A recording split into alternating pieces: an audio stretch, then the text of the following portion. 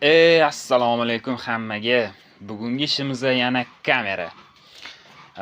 Bugun qanaqa ish qilyapmiz? Bugun kitob do'konida 4 ta kamera qo'yib beryapmiz.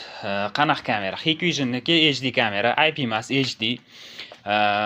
Qanaqa qilib qo'yib beryapmiz? Ikkitasi ichkariga, ikkitasi tashqariga. Ikkitasi ichkari hududda oladi, bittasi zvukovoy, bittasi oddiy.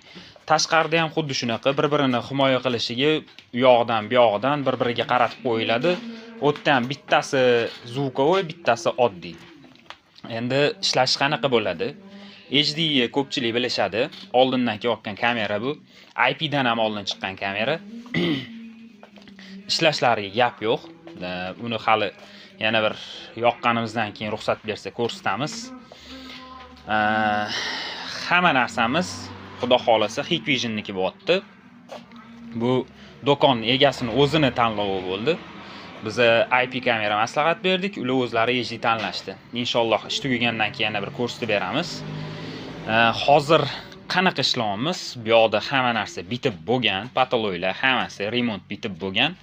Nima qilib beramiz bunaqa vaziyatlarda? Ana shunaqa patologiyalarimiz, bilasizlar, lampalar bo'ladi.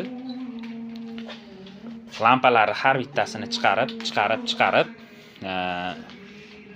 mana ko'rishingiz mumkin. Mana kamerani qo'yib qo'ydik. Mana shu lampalar orqali simni o'tkazib oldik. Har bitta kamerani xuddi shunaqa qilib o'tkazib oldik. Mana ko'rishingiz mumkin, lampa ham chiqib turibdi. Hali qo'ymaganmiz joyga, chunki bu yoqda hali o'tadigan simimiz bor edi. Uje o'tkazib bo'ldi ketgancha.